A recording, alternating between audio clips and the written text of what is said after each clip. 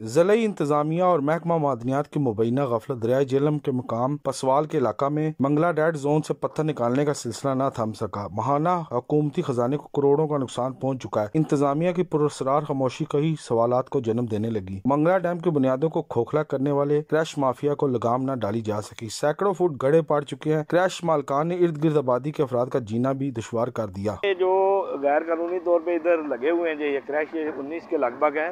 Mangla dam سے یہ 9 kilometre کے فاصلے پہ ہے۔ دوسرا ہمارا انتظامیہ سے مطالبہ ہے اور بار بار پہلے بھی یقین دہانی کروا چکی ہے انتظامیہ، مگر اس پہ کوئی عمل درآمد نہیں ہو رہا۔ ہم یہی چاہتے ہیں، یہ سارا علاقہ اس چیز کے احتجاج کر ہے کہ ہمیں انصاف دیا جائے اور ان غیر قانونی کریش کو بند کیا جائے، کیونکہ ان کی وجہ سے نہ دن کو سکون ہے نہ رات کو سکون ہے، اور ریگولر جو ہے وہ ہماری روڈ کا بھی نقصان ہو رہا ہے۔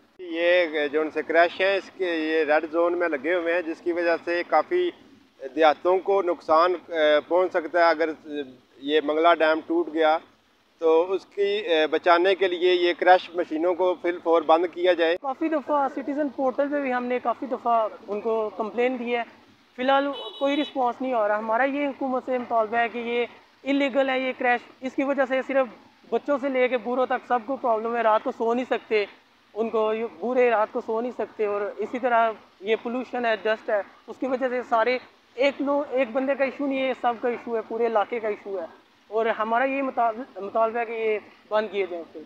یہ بہت دفعہ جناب ہم ضلعی انتظامیہ کو پہلے ریکویسٹ کر چکے ہیں، پھر یہ کہتے ہیں کہ پلیز انہیں بند کروائیں، یہ منگلا ڈیم کو بچائیں، یہ خدا اللہ پاکستان پہ رحم کریں، ہم لوگوں پہ رحم کریں۔ بڑی ہیوی گاڑیوں نے سڑکوں کو تباہ کر دیا۔ محکمہ غفلت سے منگلا ڈیم کو کافی نقصان پہنچ چکا ہے۔ ضلع انتظامیہ کی جانب سے تاحال ان کریش مالکان کو نہ روکا جا سکا۔ شہری سراپا احتجاج اور اعلیٰ حکام سے نوٹس کی اپیل کر رہے ہیں، اور ان کا کہنا ہے کہ ڈیم کی بنیادوں کو کھوکھلا ہونے سے بچایا جائے۔ کیمرہ مین حسنین علی کے ساتھ بابر حسین، سچ نیوز، جہلم۔